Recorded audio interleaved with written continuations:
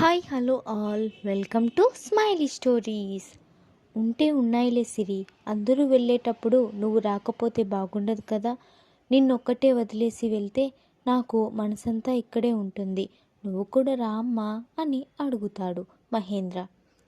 తర్వాత భాస్కర్ గారు కూడా, అందరూ వెళ్తున్నాం కదా తల్లి, నువ్వు ఒక్కటే ఇంట్లో ఉండి ఏం చేస్తావు?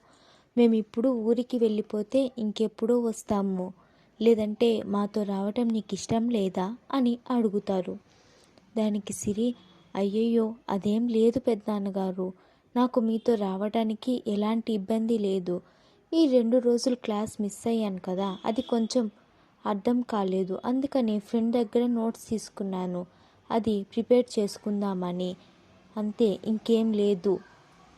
మహేంద్ర, నీకు ఏదైనా డౌట్ ఉంటే వైష్ణవ్ చెప్తాలేమ్మా, ఇప్పుడు మాతో పాటు రా అని చెప్తాడు. అంతమంది అడుగుతుంటే వెళ్ళకపోతే బాగుండదని, సరే వస్తాను అని చెప్తుంది. తర్వాత కొంత సమయానికి అందరూ షాపింగ్కి బయలుదేరుతారు. అలా ఒక మాల్ దగ్గరికి క్లాత్ షాపింగ్ చేసేకి వెళ్తారు. అందరూ వాళ్ళకు కావాల్సింది షాపింగ్ చేస్తూ ఉంటారు. కానీ సిరి మాత్రం ఒక పక్కనే నిలబడి ఫోన్ చూసుకుంటూ ఉంటుంది. సిరిని ఇంటి దగ్గర నుంచి గమనిస్తున్న వైష్ణవ్కు తను ఎందుకు అలా ఉందో తెలియటం లేదు. తనని అడుగుదామంటే అందరూ ఉన్నారు. అందరి ముందు అడిగితే బాగుండదని టైం కోసం చూస్తూ ఉన్నాడు. ఇప్పుడు కూడా షాపింగ్ చేయకుండా మొబైల్ చూస్తుండటంతో ఎవ్వరూ చూడకుండా తన దగ్గరకు వెళ్తాడు వైష్ణవ్. ఓయ్ సిరి, ఏంటి అందరూ షాపింగ్ చేస్తుంటే నువ్వు మాత్రం ఇక్కడ సపరేట్గా ఉన్నావు? నా కోసం వెయిట్ చేస్తున్నావా నేను నీకు సెలెక్ట్ చేయాలని? అదేం లేదు బావా, నేను ఆల్రెడీ చెప్పాను కదా నాకు డ్రెస్సులు ఉన్నాయని, అందుకే ఏమీ షాపింగ్ చేయలేదు. ఇంకా మామయ్య పట్టుబట్టి రమ్మంటే వచ్చాను, అంతే తప్పితే నాకు ఏం తీసుకొనే ఇంట్రెస్ట్ లేదు. నువ్వు వెళ్ళి నీకు కావాల్సింది షాపింగ్ చేసుకో బావా, మళ్ళీ ఇద్దరిని ఇలా అత్తయ్య చూస్తే బాగుండదు. వైష్ణవ్, సరే నేను వెళ్తాను, కానీ నువ్వెందుకు అలా డల్గా ఉన్నావు చెప్పు? నేను ఇంటి దగ్గర నుంచి గమనిస్తున్నాను నిన్ను, ఎవరైనా ఏమన్నా అన్నారా ఏంటి? అమ్మ మళ్ళీ నిన్నేమన్నా అనిందా? ఎందుకలా డల్గా ఉన్నావు? సిరి, నేను డల్గా ఏం లేను, కాలేజ్లో బాగా అలసిపోయాను, కొంచెం అలసటగా ఉంది, అలానే తలనొప్పి కూడా ఉంది, అందువల్ల నీకు అలా అనిపిస్తుంది అని చెప్తుంది. నిజం చెప్పు సిరి, నిజంగా తలనొప్పినా, లేదంటే నా దగ్గర ఏమన్నా దాస్తున్నావా? దాయటానికి ఏమీ లేదు, నిజంగా తలనొప్పి అంతే, అంతకు మించి ఇంకేం లేదు. నువ్వు వెళ్ళి షాపింగ్ చేయి, మన వల్ల అందరూ షాపింగ్ చేస్తే నీదే లేట్ అవుతుంది.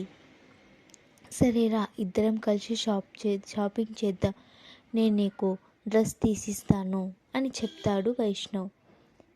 నాకేం వద్దు బావా, చెప్పాను కదా నాకు ఇప్పుడే బోలెడని ఉన్నాయని, కావాలంటే నేను నిన్ను ఎప్పుడన్నా అడుగుతాలే, అప్పుడు తీసిద్దు. వైష్ణవ్, అడిగినప్పుడు తీసిస్తాలే, ఇప్పుడు నేను ఇచ్చింది మాత్రం తీసుకోవాలి అని చెప్తాడు. దానికి సిరి, ఇప్పుడు వద్దు బావా, నువ్వు వెళ్ళి షాపింగ్ చేసుకో. అదే, ఎందుకు వద్దంటున్నావు నాకు చెప్పు.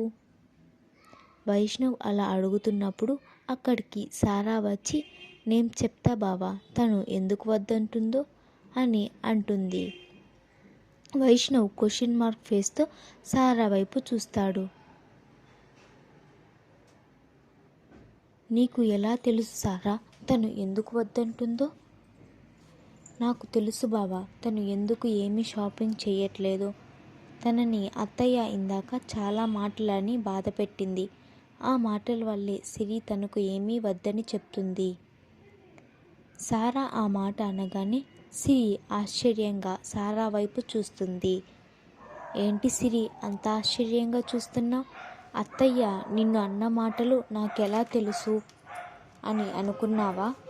అత్తయ్య నాతో మాట్లాడి నా రూమ్ నుంచి నీ రూమ్లోకి వచ్చినప్పుడు, నీ రూమ్లోకి వచ్చేటప్పుడు నేను అత్తయ్యని చూశాను.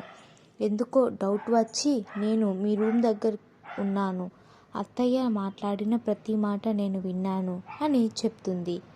అదంతా వింటున్న వైష్ణవ్, అసలేం జరిగింది?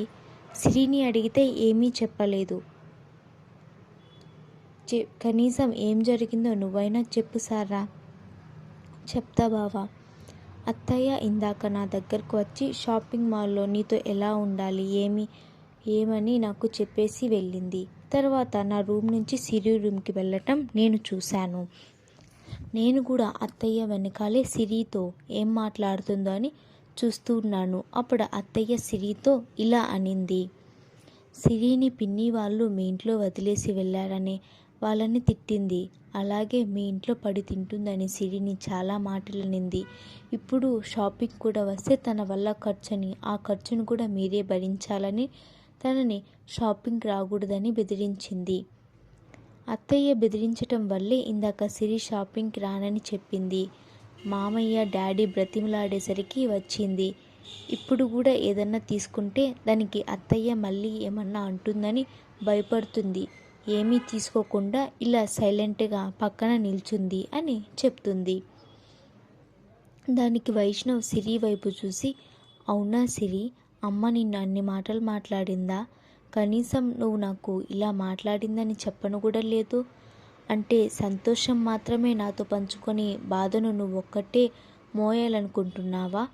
అయినా అమ్మ అలా మాట్లాడుతున్నప్పుడు ఇందులో నా మొగుడు డబ్బు కూడా ఉంది అని చెప్పలేవా? పోనీ అలా కాకపోయినా మా నాన్న నీకు మేనమామే కదా, నా మేనమామ డబ్బు నేను ఖర్చు పెట్టుకోకూడదు అని అడగలేవా? మా అమ్మ నిన్ను అన్ని మాటలు అంటున్నా నిన్ను అత్తయ్య వాళ్ళను అంటుంటే అలా మాటలు పడుతూ ఉండే బదులు తిరిగి ఒక్క మాటైనా మాట్లాడొచ్చు కదా. ఇది నా ఇల్లు, నాకు ఇక్కడ హక్కుందని.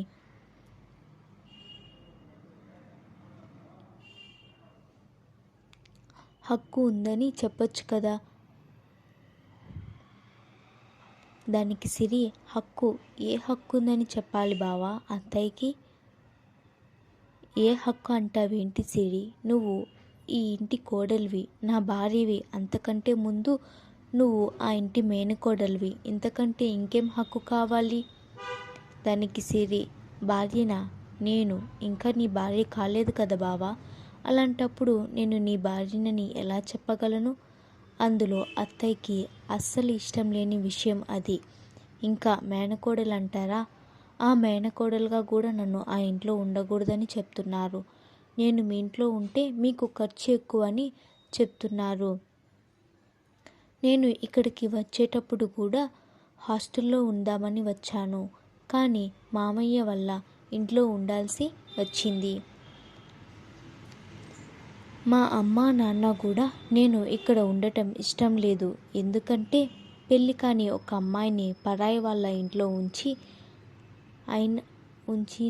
అయిన వాళ్ళ ఇంట్లో ఉంచినా అందరూ నానా మాటలు అంటారు.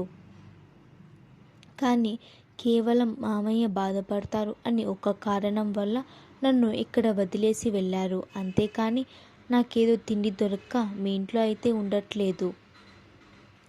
కానీ ఏదో ఒక రోజు నేను మామయ్యకి ఏదో ఒక కారణం చెప్పి హాస్టల్కి వెళ్ళిపోతాను. నా వల్ల అమ్మా నాన్న మాటలు పడటం నాకు ఇష్టం లేదు. నన్ను ఎన్నన్నా నేను పడతాను. అంతేకాని మా అమ్మా నాన్ననంటే మాత్రం నేను అస్సలు ఊరుకోను.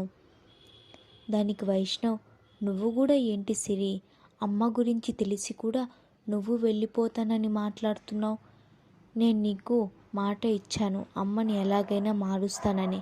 ఖచ్చితంగా ఆ మాట మీద నిలబెడతాను. అమ్మ మంచిగా మారిన రోజు నిన్ను అన్న మాటలన్నిటికీ తన దగ్గర నుంచి నీకు క్షమాపణ వస్తుంది. ఇది గుర్తుపెట్టుకో నువ్వు, సరేనా? అంతేగాని అమ్మ ఏదో అనిందని నీ ధైర్యాన్ని నువ్వు కోల్పోకుండా ఉండు. అంతేకాని నిన్ను నువ్వు అధైర్యపరుచుకొని ఇంట్లో నుంచి వెళ్ళిపోయి హాస్టల్లో ఉంటానని మాత్రం చెప్పకు. నేను నిన్ను అస్సలు హాస్టల్కి పంపించను, ఇది గుర్తుపెట్టుకో. సరే పద, షాపింగ్ చేద్దాం.